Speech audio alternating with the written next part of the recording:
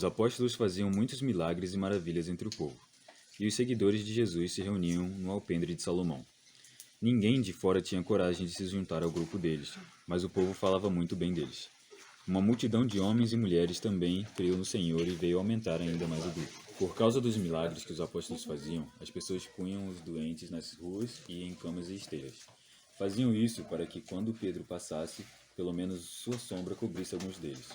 Multidões vinham das cidades vizinhas de Jerusalém, trazendo seus doentes e os que eram dominados por espíritos maus, e todos eram curados. Então o grande sacerdote e todos os seus companheiros, que eram do partido dos saduceus, ficaram com inveja dos apóstolos e resolveram fazer alguma coisa. Prenderam os apóstolos e os puseram na cadeia.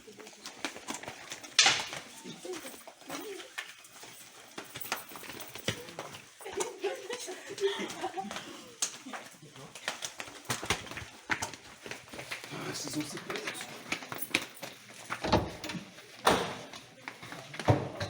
Mas naquela noite, um anjo do Senhor abriu os portões da cadeia, levou os apóstolos para fora e disse: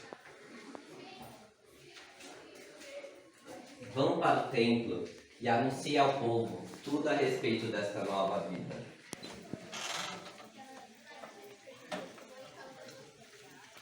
Os apóstolos obedeceram e no dia seguinte, bem cedo, entraram no pátio do templo e começaram a ensinar.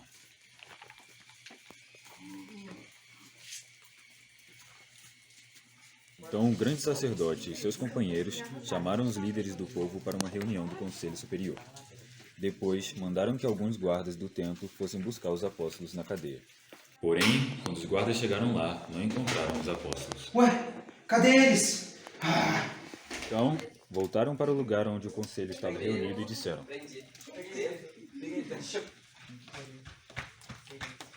Chegamos lá. A cadeia estava bem fechada. Estava tudo certo, os guardas estavam vigiando os portões. Mas quando abrimos, não tinha ninguém.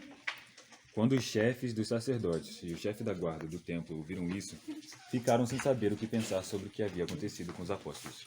Nesse momento, chegou alguém dizendo: Ei, escutem, os homens que vocês prenderam estão lá no pátio do templo ensinando ao povo. Então o chefe da guarda do templo e seus homens saíram e trouxeram os apóstolos. Mas não o maltrataram, porque tinham medo de serem apedrejados pelo povo. Depois puseram os apóstolos em frente do conselho. E o grande sacerdote disse: Nós ordenamos que vocês não ensinassem nada a respeito daquele homem. E o que vocês fizeram? Espalharam esse ensinamento por toda a cidade de Jerusalém e ainda culparam nós pela morte dele? Então Pedro e os outros apóstolos responderam: Antes importa obedecer a Deus do que aos homens. Vocês crucificaram Jesus, mas Deus, o Deus dos nossos antepassados, Abraão, Isaque e Jacó, o ressuscitou, para que o povo tivesse um Salvador libertador e que por meio dele conseguisse o perdão dos pecados do povo. Quando os membros do conselho ouviram isso, ficaram com tanta raiva que resolveram matar os apóstolos. Mas levantou-se um dos membros do conselho, um fariseu chamado Gamaliel, que era um mestre da lei respeitado por todos. Ele mandou que levassem os apóstolos para fora e os deixassem ali um pouco. Então disse ao conselho: Cuidado com o que vão fazer estes homens. Há pouco tempo, um homem chamado Teusas disse que era muito importante e conseguiu reunir 400 seguidores, mas ele foi morto. E os seus seguidores foram espalhados e a revolta dele fracassou. Depois disso, Judas o Galileu, na época do recenseamento, este também conseguiu juntar muitos seguidores, mas ele também foi morto e todos os seus seguidores foram espalhados. Portanto, deixa que eles vão embora. E se essa revolta, e se esse trabalho, esse plano for de homem, deixa que ele desaparecerá. Mas se vem de Deus, vocês não poderão destruí-lo. Porque se é de Deus e vocês destruí-los, vocês estarão lutando contra o próprio Deus. O conselho aceitou a opinião de Gamaliel. Então chamaram os apóstolos e os chicotearam. E aí mandaram que nunca mais falassem nada a respeito de Jesus. Depois, os apóstolos saíram do conselho muito alegres porque Deus havia achado que eles eram dignos de serem insultados por serem seguidores de Jesus. E todos os dias, no pátio do templo, de casa em casa, eles continuavam a ensinar e a anunciar a boa notícia a respeito de Jesus, o Messias. Algum tempo depois, o número de judeus que se tornaram seguidores de Jesus aumentou muito. E os que tinham sido criados fora da terra de Israel começaram a se queixar dos que tinham sido criados em Israel. A queixa deles era que as viúvas do seu grupo estavam sendo esquecidas na distribuição diária de dinheiro. Então os 12 apóstolos reuniram todo o grupo de seguidores e disseram: Não está certo que deixamos de anunciar a palavra de Deus para tratarmos de dinheiro. Por isso, irmão, escolham entre vocês 7 homens corajosos e cheios do Espírito Santo e sabedoria, e nós entregaremos esse serviço a ele. Assim podemos espalhar a mensagem de Deus. Todos concordaram com a proposta dos apóstolos. Então escolheram Estevão, um homem cheio de fé do Espírito Santo, e também Filipe, Prócoro, Nicanor, Timon, Pâmeras e Nicolau de Antioquia, um não-judeu que antes tinha se convertido ao judaísmo. Esses homens foram levados aos apóstolos, que oraram e puseram as mãos sobre a cabeça deles. A palavra de Deus continuava a se espalhar. Em Jerusalém, o número dos seguidores de Jesus crescia cada vez mais, e era grande o número de sacerdotes judeus que aceitavam a fé cristã.